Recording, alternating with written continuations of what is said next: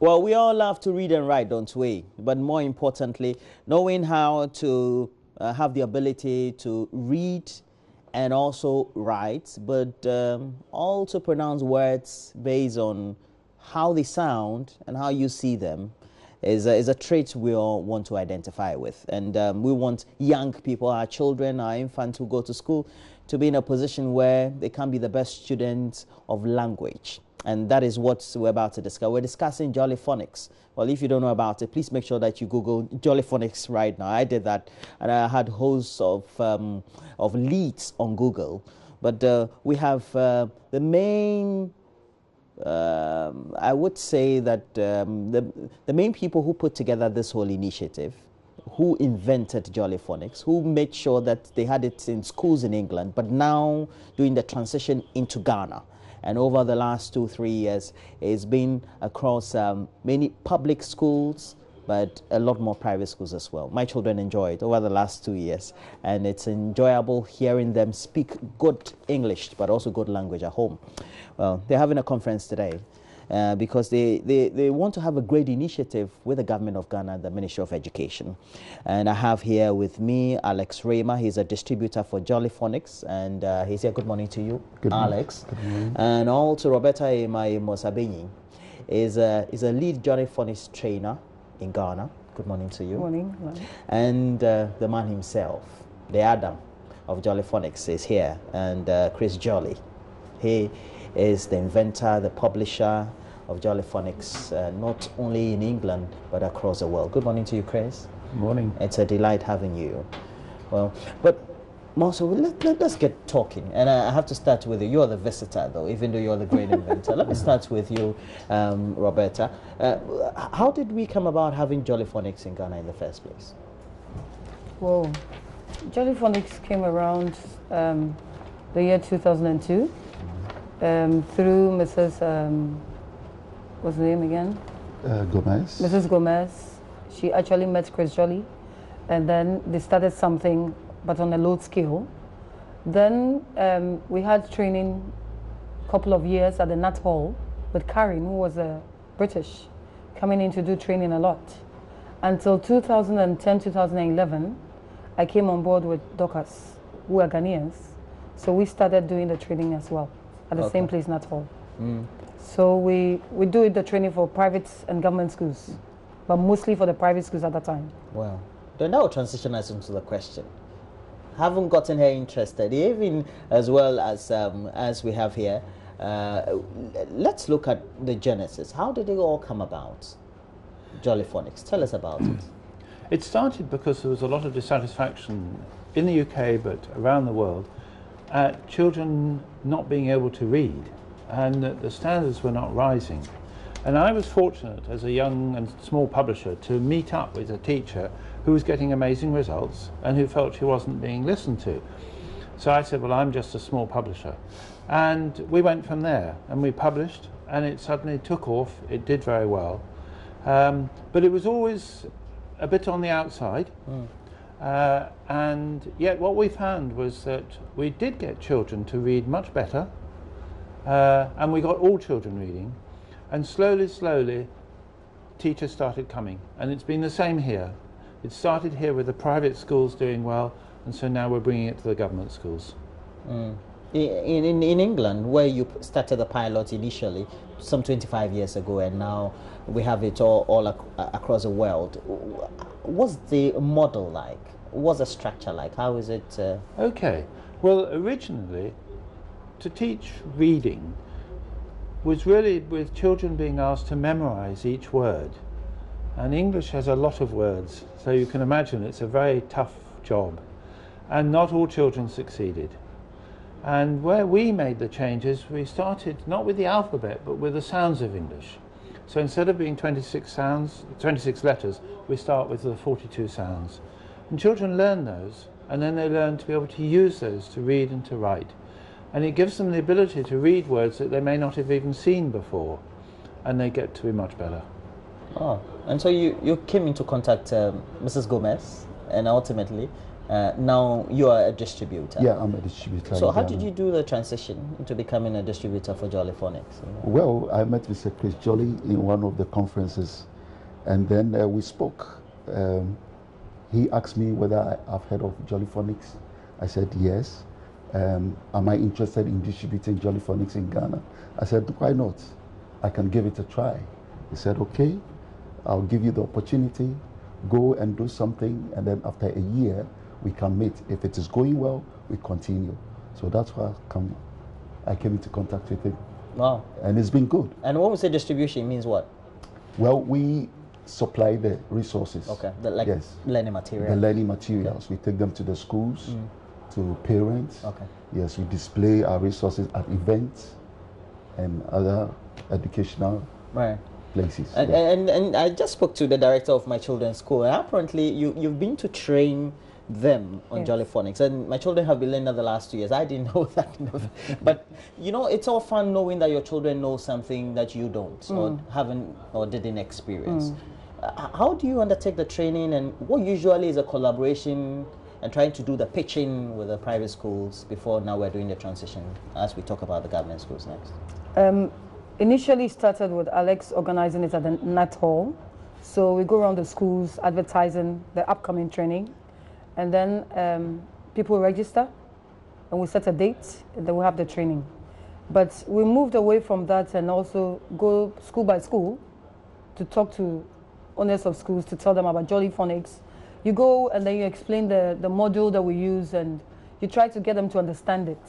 Then when the interest is built, you register them and you do the training for them. I see. And when it came to the government schools, for example, I go to the district directors, I have a chat with them, I tell them I'll do training for free just to get children to read and write, because I'm a teacher by profession. So they gave me the slot. I started from Kumasi, actually in Mankanso district. So I went in, did training for them on a small scale. When the district director implemented it and realized it was effective, she then called us to do it for all the KG schools. Wow. Which we did. In the district? Yes, in the district. Oh. So that was the second pilot actually. Okay. Then it continued and continued until finally we are where we are. Okay. But it means that it would have been practiced in many countries. How many countries, Chris? Oh, we're used in almost all countries in the world. There's virtually nowhere we don't reach. Okay. And very widely, we're very embedded. There's about 12 countries that have us as national policy for all schools. So it's been making a big difference. It means that starting from district and circuit, etc., it means that you decided to broaden the partnership. And the Ministry of Education definitely would have to come in. Yes. What level of partnership is that? The partnership is that we seek to improve the achievement in reading of children in government schools and not just private schools. And the offer was to government that I would provide the materials for 1 year and I would provide the trainer costs. But they had to make a commitment as well. They needed to embrace it for whole districts, and they needed to provide elements themselves. There's costs for the teachers, for the refreshments, for whatever. And they've been supportive and they've been taking this on board.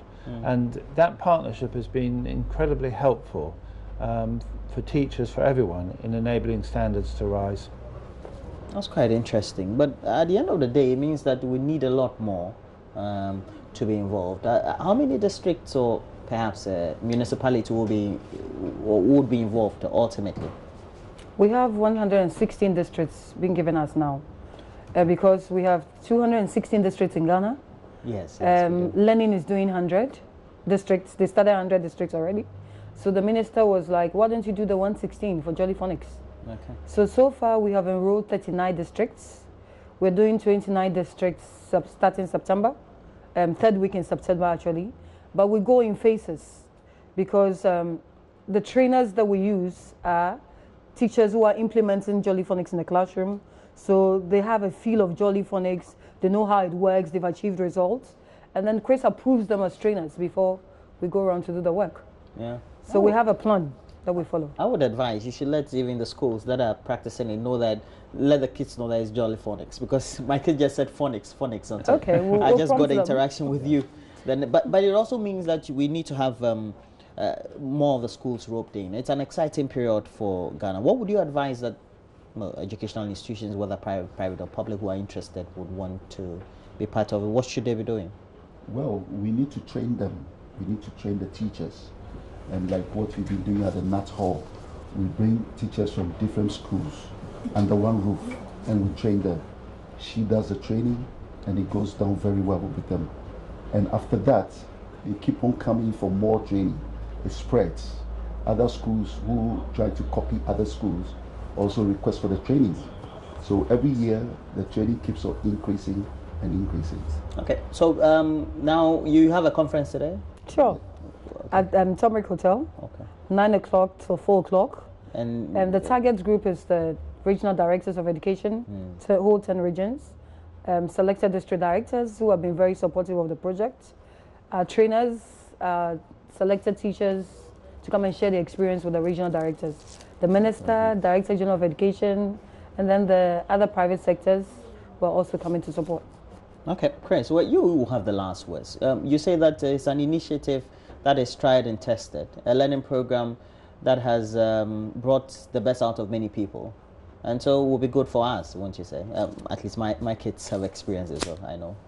Your last words. Yes, it will. And it's been an exciting time. And the aim is for young Ghanaian children to have the same ability in being with English as any other child in the world. And I sincerely believe we're on that route, and it's a very promising time. Wow. And so thanks for joining me in the studio. It's been an exciting period. I'm hoping that we can have a broader conversation, especially on the field or in a particular classroom where they're teaching Jolly Phonics, so that we can have a better experience and appreciation of Jolly Phonics. But look, there's a conference going on with district directors of education, and it's all because there's a great collaboration with the Ministry of Education to ensure that this is incorporated in early learning teaching. Well, let's talk about it a lot more when we get to embrace it in all the 116 district assemblies, or metropolitan, municipal and district assemblies as we call it. But we have had in the studio Alex Rema, is a distributor, Jolly Phonics Ghana. Thanks for joining me. Thank you. And also with the Ingate Jolly Phonics Foundation, but also a lead Jolly Phonics trainer here in our country. I have Roberta Emma Emosabenyi. Thank you. Yeah, and the man himself, the inventor, the one who propounded all this we're talking about, and Chris Jolly.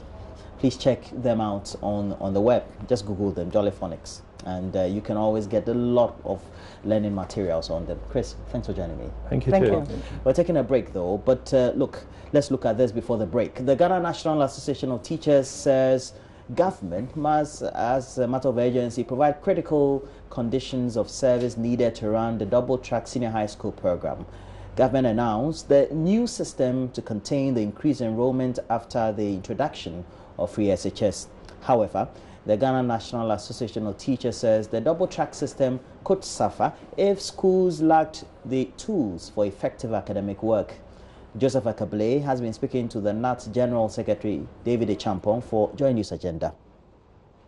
The new program of the double-track system is all in furtherance of ensuring that every child in Ghana has a president passionate about education making a case for a policy that seems to earn him so much plaudits and an equal measure of criticism. That's almost 12 months after the rollout of the free SHS policy. General Secretary of the Ghana National Association of Teachers, David Echampong, recalls the increase in enrollment presented teachers with a bigger workload. The numbers were bigger than the spaces available. So definitely we had too many students in the classroom, which in itself indicates that you cannot do pure and good academic work, because the teacher has to go through the class to ensure that everybody is doing what they're expected to do. They didn't get an opportunity because of the huge sizes that the class had. Mr. Echampong tells JoyNews they received news of the double track with excitement. So the issue of the double tracking, I think it's a good decision, it's a good innovation, because number one, it is going to reduce the number of students in our classes. Two, it is going to afford all these 180,000 students an opportunity to be educated. So in that wise, we think it's a good exercise. He, however, says reducing the class size through 2 tracks may not necessarily improve academic performance since other challenges confront teachers. Sometimes when you go there and you have facilities available to you, you have good classrooms, you have good environment, you yourself, you have been sent to a village, you have a decent place to stay. That is motivational enough. But in a situation where a teacher will have to get up around 5 o'clock, go to stand by the roadside and wait for the only taxi, which picks about 8 people to where the school is located, that becomes a disincentive. He also wants government to be prepared to pay teachers extra if the system will force them to work beyond maximum hours. It looks like most people are operating within the 16-25. But if the 25 is the maximum, and our teachers are going to work beyond 25 hours in a week, definitely that is extra responsibility. We have spoken to the ministry about that. If a situation of that nature persists, then they'll have to compensate our teachers. NAT says although it supports the project, it must not be a permanent solution. We hope and pray the government is going to take the provision of infrastructure seriously, because I did inform the minister that we are going to keep an eagle eye on the projects they will do in our schools, so that within the 5 to 7 years we can revert to the normal system when we have both tracks running at the same time.